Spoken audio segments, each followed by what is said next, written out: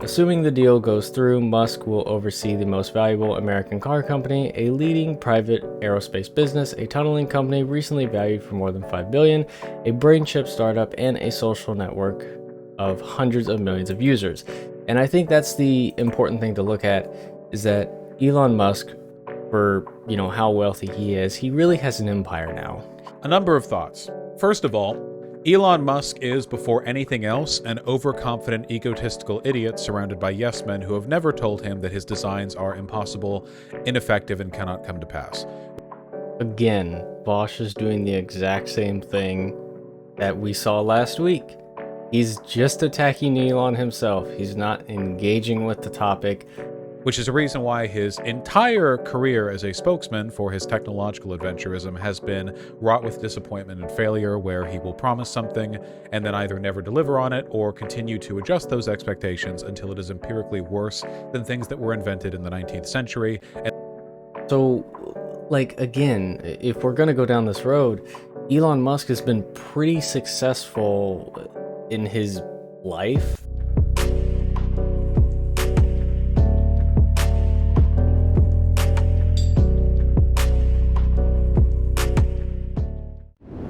So Elon Musk actually bought Twitter. Welcome to the All Podcast, episode 30. I am your host, Playmore69, aka Michael, and this is absolutely insane.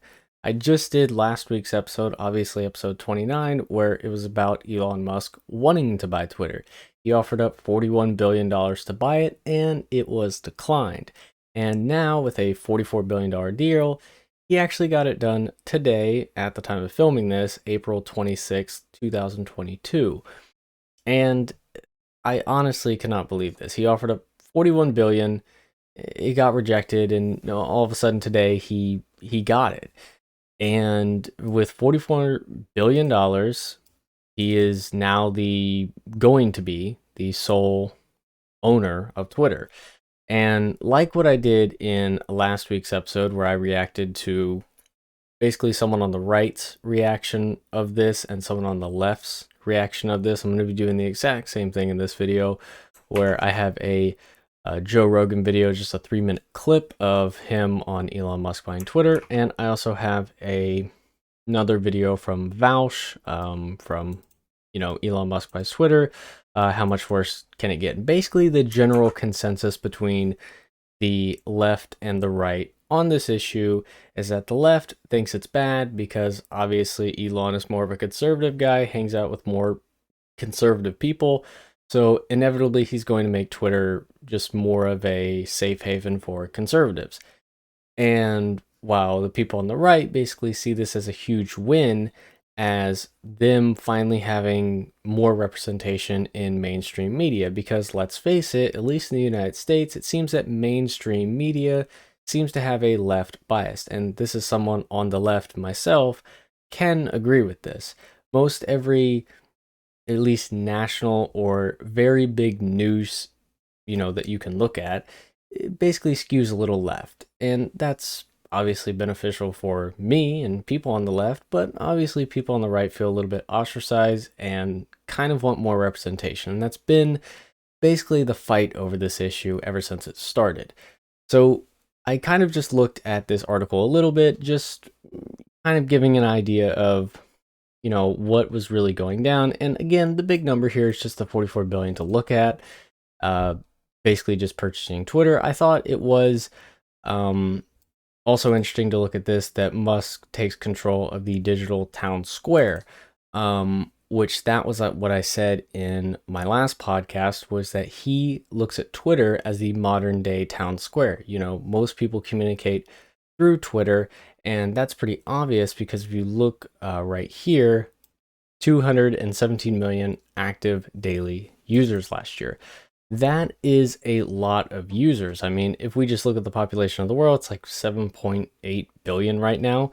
And if you have 217 million daily users in 1 year, that's like, trying to do simple math here, 1/20th, somewhere around there, of the world's population on Twitter. And at least looking at this, so let me just go down here and see Musk's growing empire. There's also the deal's potential impact on Musk's personal influence, particularly in the connection with the two other companies, Tesla and SpaceX. So obviously he's the sole, owner of Tesla and SpaceX right now, and his empire is now growing inside the digital space of, at least for, I think he's trying to gain more of a foothold on just the digital space. He's already basically the head of space travel in that way. He's become one of the most successful car companies right now, and now he's trying to be the most successful sort of, I don't know, social media person in a way. That seems how it's going. Continuing, assuming the deal goes through, Musk will oversee the most valuable American car company, a leading private aerospace business, a tunneling company recently valued for more than $5 billion, a brain chip startup, and a social network of hundreds of millions of users. And I think that's the important thing to look at, is that Elon Musk, for how wealthy he is, he really has an empire now. He's diversified where he spent his money. He's got the boring company, he's got the aerospace company, he's got the car company, and now he's got the social network. What's next after this? He has really grown so much in just a such short period of time. Because again, like it was, I think 15 or 16 years ago, he was still just the PayPal CEO, if I'm not mistaken. But anyways, I will link this full article down below. I didn't just want to read the whole thing and bore everyone, because I've already read most of it. And, I read the last full CNN article on episode 29, but I wanted to kind of get into the reactions of this. So obviously I chose, a pretty popular figure, at least on the conservative sphere, Joe Rogan. And then I, usually choose Vosh is the most popular leftist that actually can, make decent takes. Looking at Hassan, I'm not saying Hassan's terrible. I'm just saying that I don't really trust him to make coherent takes. I think he's funny, but again, it's like I don't really trust him to make anything coherent. But yeah, Vosh is okay. And then we have Joe Rogan. So like I did last time, I'm going to be doing the right's perspective first, and then I'll be doing the left's perspective next. So we're going to be going into the Joe Rogan reaction, and all of this will be linked down in the description, the article, Joe Rogan's video, and Vosh's video. So anyways, let's get into it. The Joe Rogan Experience. And this is where we find ourselves, with Elon Musk about to buy Twitter. Yeah, I saw that. Apparently it's going down. It happened. Oh, shit! What? Oh, shit! The press release has been announced. Elon Musk just bought Twitter. We got a movie star type of a superhero. It's like a movie. Like if you had a movie and there was a guy who was like a hero in the movie who happened to be a billionaire, does wild shit, like makes his own rockets and drills under the city and electric cars, and then buys Twitter. Insane. Elon Musk agrees to buy Twitter in a $44 billion deal. Agreement to take social media network private marks the close of dramatic courtship. Here's why that's going to be interesting. Yeah, tell me. I need to hear what you think. He believes that free speech is important, and not just important, vital.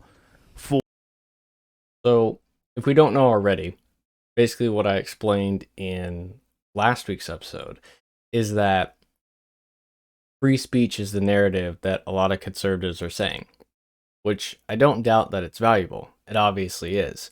But it obviously comes with the caveat of how is he going to counteract hate speech and sort of harassment of people with not a lot of representation.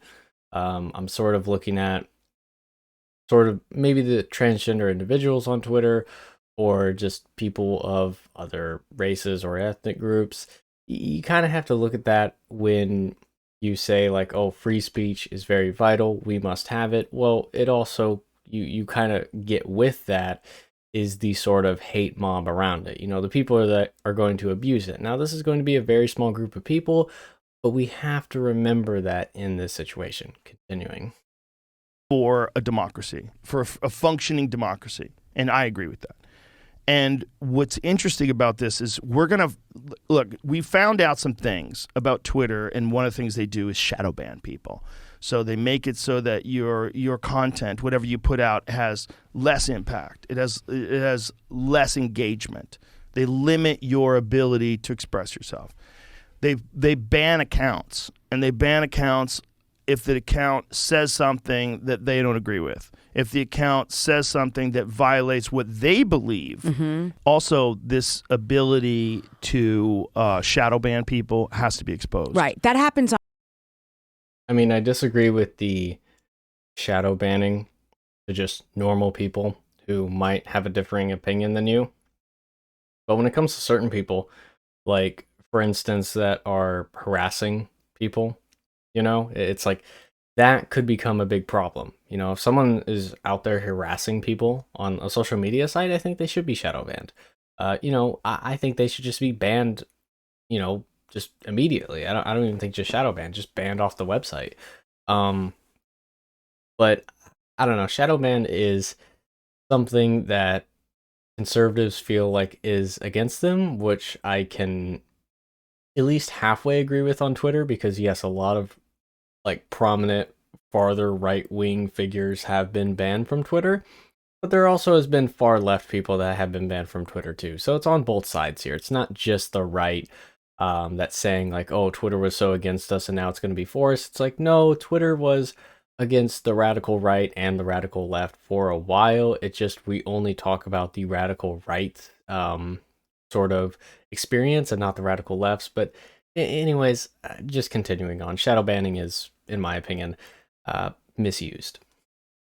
On TikTok. Do you remember that clip you just saw? Yes. Where I said I should be, it was about me and my body and how I felt. Yeah. It was taken down and I was put on probation. Well, TikTok is rough with that. It's the roughest. Yeah. Well, I think they don't want anything that interrupts ad revenue and anything that gets them. Can someone buy TikTok and please maybe help Elon will with buy that? TikTok next. Jesus. But maybe the Chinese won't sell. Maybe if they sell it, it'll be like one of them deals like you think you bought it, but there's nothing in it. I doubt someone's going to then sell. they They're reopen. not going to sell TikTok. They're really the worst. They're the TikTok's the worst. I don't can't use believe TikTok. I didn't think they were going to that was going to happen with him on Twitter. That's amazing. Apparently it was really close yesterday, and I'd heard it this morning that it was probably going to happen, but the fact that it's now announced, that's fucking amazing. Look, it'll change everything, and I wonder how quickly it is before Donald Trump's back. I think I already saw the thing. He said he's not going to come back, even if Elon bought it. I didn't see a reason why, but that's Variety reported I'll that. tell you exactly why. Because of his Truth Social media. Why are we playing around with this Twitter shit? We could be on Truth Social. Is that big? That's Donald Trump's social media but platform. Is it big? The biggest. Is it? It's the best. It's the biggest. The biggest of all time. They say that Twitter's not as big. Donald Trump says, I'm not going back to Twitter, even with Elon Musk taking over. Donald, reconsider.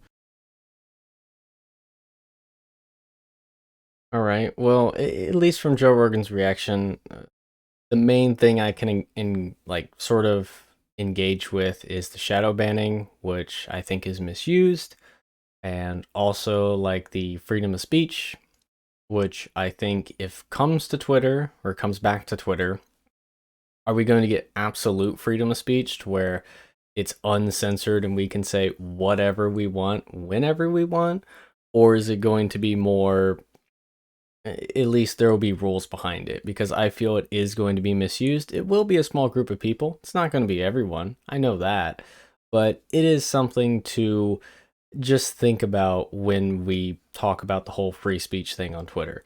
Anyways, though, this is the person I'm really interested in, which is Vaush. We reacted to him last week, which was about, if Elon buys Twitter, basically the end of the world. That's basically what he was saying.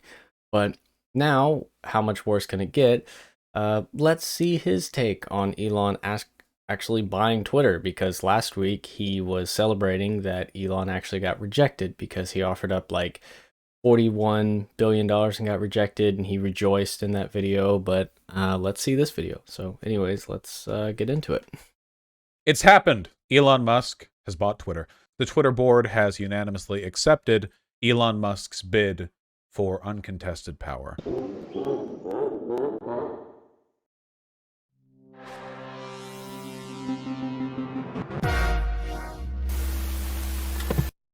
Free speech on Twitter finally secured by allowing an oligarch to singly and privately control one of the world's largest social media corporations. A number of thoughts. First of all, Elon Musk is, before anything else, an overconfident, egotistical idiot surrounded by yes men who have never told him that his designs are impossible, ineffective, and cannot come to pass. Again, Vosh is doing the exact same thing that we saw last week. He's just attacking Elon himself. He's not engaging with the topic immediately. I don't understand. What is it with Vosh that makes him just attack the person immediately, like the character of the person, and not engage with the topic? I really don't understand that. I mean, maybe he's playing it up for stream because that'll get him views, that'll farm emotes or whatever. But I don't know. Maybe he's just an entertainer at the end of the day, so I have to also keep that in context, is that Vosh is an entertainer. So rather, it's better to be bad faith and just attack the person and not be good faith and actually engage with the argument immediately. So anyways, let's just continue. Which is a reason why his entire career as a spokesman for his technological adventurism has been wrought with disappointment and failure, where he will promise something and then either never deliver on it or continue to adjust those expectations until it is empirically worse than things that were invented in the 19th century. So, like, again, if we're going to go down this road, Elon Musk has been pretty successful in his life. He's been more successful than probably me, you, everyone else watching this video, Vosh, everyone in his chat combined, because he was the CEO of PayPal, got fired, moved on, created Tesla, became the richest car company in the world, or the most valued car company in the world. He has SpaceX, which is private, and he basically is monopolizing just flying to space. At least he's even outperformed NASA in some certain parameters and certain tests. He also has his boring company, which, it's literally just drilling holes, and somehow that's worth $5 billion. And now he's going to buy Twitter, which is worth apparently $44 billion. So again, he has been very successful. Like, I hate when people, I guess, again, I'm trying not to be an Elon shill here, but it's like, this man is more successful than I'll be in life, than anyone else will probably be watching this video or watching Vosh's video or whatever, probably than most people. And I don't understand why people have to attack him and basically say like, oh, he's unsuccessful, he's not this. It's like, just look at him real quick. He's obviously successful. I don't understand this. Maybe it's just me being too autistic here to actually get the joke, but whatever. And then release a more expensive half-assed version of it anyway. With that in mind, I have a feeling that most of the change we're going to see to Twitter is just going to be more of that. Like, every other week, Elon Musk is going to get 2 million likes on a tweet where he says something like, what if we beamed Twitter over the radio waves so that you could do tweets by making chattering noises with your teeth? And it'll get 2 million likes, and then like everyone will forget about it, and it won't.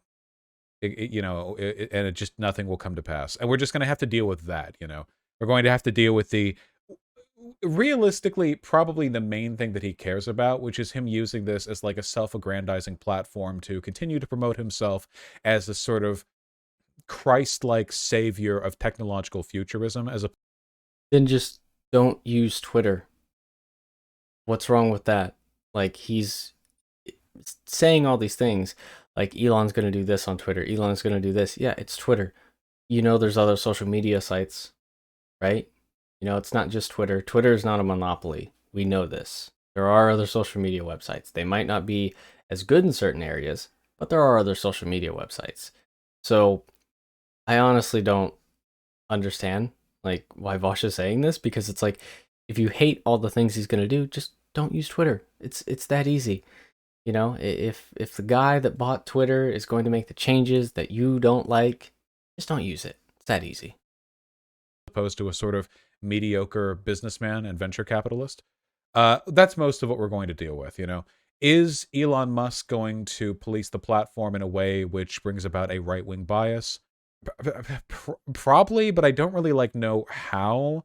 in terms of TOS changes that he could reasonably make, there are probably some things that he could do. The most likely thing that he would do is really cut back on people getting banned for far-right hate speech and unban people who have been banned for that. That seems likely to happen.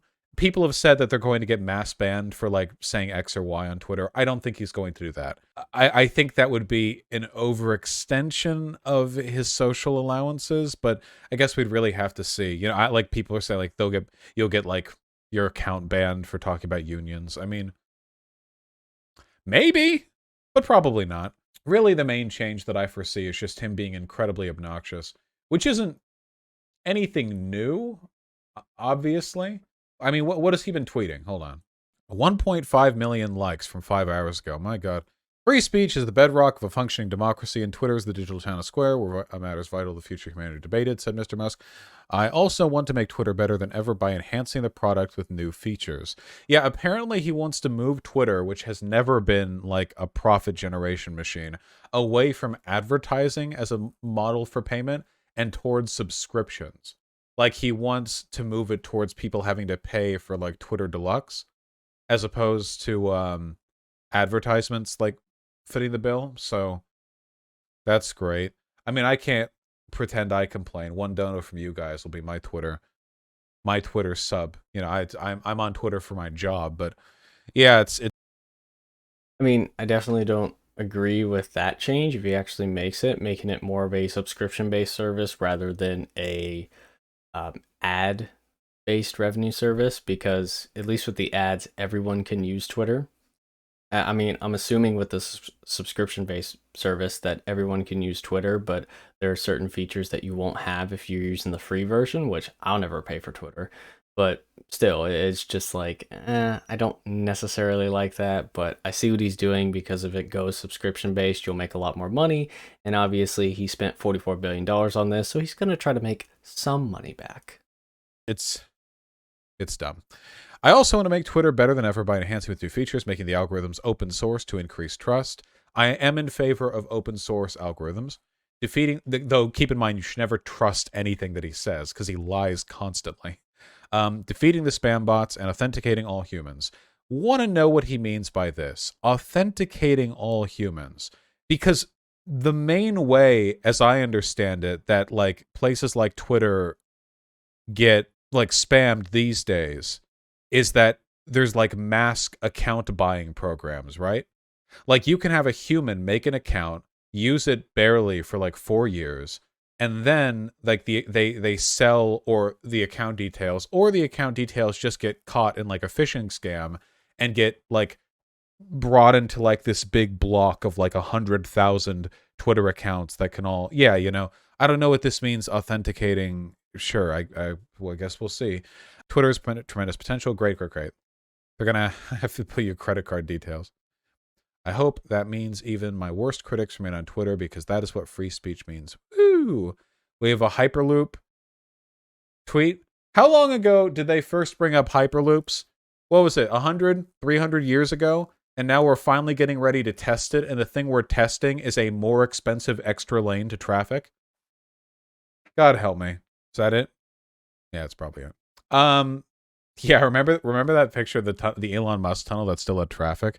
God, I love it. Jeff Bezos did a meme. Why are you pro open source algorithms? There's a lot of complicated tech stuff that I don't fully get, but it's a well, good. As your resident tech person, I can actually explain a lot of this. So the reason open source is so important is that it provides a lot of security.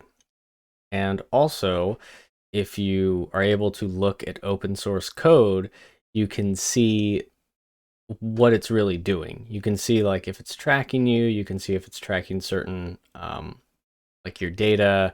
Is it holding certain things? Is it logging certain things? Again, this is all important because people are trying to stay at least somewhat not like a product of the internet, because, you know, if something is free, then you are the product and you are, you know, what's valuable. And a lot of times with social media websites is that the reason or how they gain money from you is that they can look at your advertising data, what advertisements you click on, and then they can sell them to certain advertisers, which then, makes them more money and the advertisers more efficient, and probably will make you buy something more often. And this is something that all free services do, that make any profit. Either it's ads, that just display on their website or whatever like that. But most of the time, and this is the case for like pretty much every website nowadays, they normally give you a advertiser ID. Basically, they can track you through this, and that's how they can make more money. But also with Elon Musk putting, the Twitter source code being open sourced, he kind of can't do that anymore, because then knowing that ads are tracking you, they're tracking basically everything about you, your location, your information, even your username, what you click on, how long you're on Twitter, all that. He kind of has to move to that subscription-based service. So that's really the reason of why he's transitioning from the ad-based revenue service to the subscription-based, so that he can make it, fully open sourced and still make money off of it. Because usually when things are open sourced and they don't have like a subscription behind them, then they are totally free and you can't make any money off of them. Kind of like Linux in a way. Linux, the open source operating system, you can get any sort of distro or whatever. None of these people who make these Linux operating systems, these are open source, these are free. You don't have to spend any money. So it's kind of the same case if you can make the connection. General rule, I feel like algorithms have the potential to massively change the effect these spaces have, and that transparency is good, I think. So Jeff Bezos tweeted this. Interesting question. Did the Chinese government just gain a bit of leverage over the town square? In response to Tesla's second biggest market is China. Tesla battery makers are major suppliers for Tesla's EVs. After 2009, when China banned Twitter, the government there had almost no leverage over the platform. That may have just changed.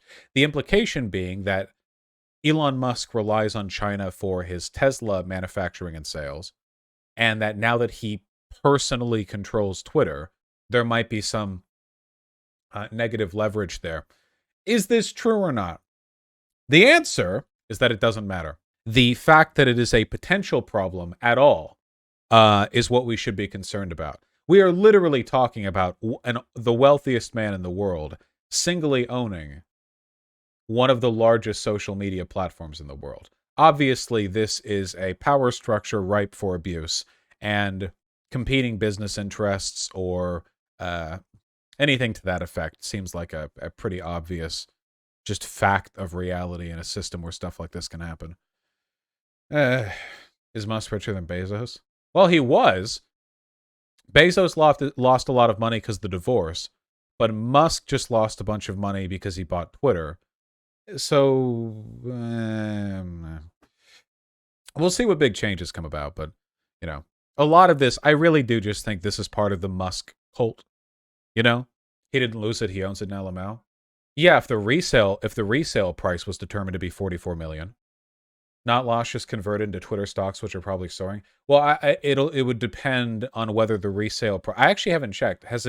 What is Twitter stock looking like? Is he going to delist it? Actually, wait, hold on. I'm actually asking that. Does anyone know if he plans on delisting it? Doesn't he? That's what I heard.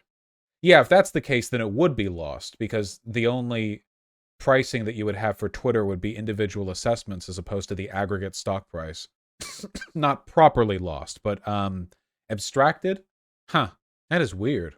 And any losses will be hidden? Ooh, that's a good point. When a corporation goes public, you can basically just see a live updating line graph on the worth of that corporation. Going private means it's like, well, how worthwhile is it, Well, you need to get it appraised. And as we all know, appraisals of the worth of social media sites are always accurate and reflect the value of the property. Yes. We'll see how it goes. I'm no financial expert.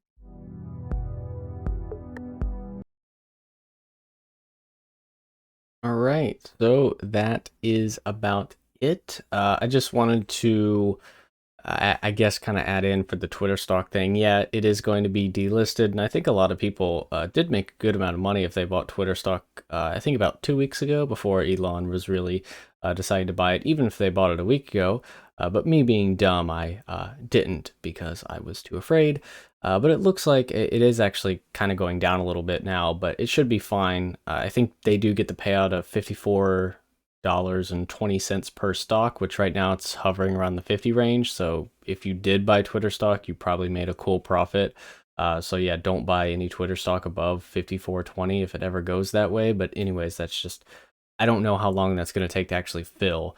I don't know if it's going to be a day or is it going to take a couple weeks. I personally think it'll probably take months, but I don't know. These things take time. Anyways, though, that was it for the reactions. I will leave the article, Joe Rogan's video, and Bosch's video all in the description down below. And yeah, this was more just a part 2 podcast in a sense for, my last episode, which was all about Elon wanting to buy Twitter, and now he actually did it. So, and also, just for news for next week's podcast, is that it will be May the 4th next week, and I want to do a special Star Wars podcast, which I've done a Star Wars movie tier list and movie and TV show tier list. So I want to do another Star Wars podcast. I think it'll be another tier list. I'm really deciding on what it'll be, but I have fun doing the tier list. So I'll try to do one next week for May the 4th and, episode 31. But that was episode 30. Hope everyone enjoyed. And until next time, see ya.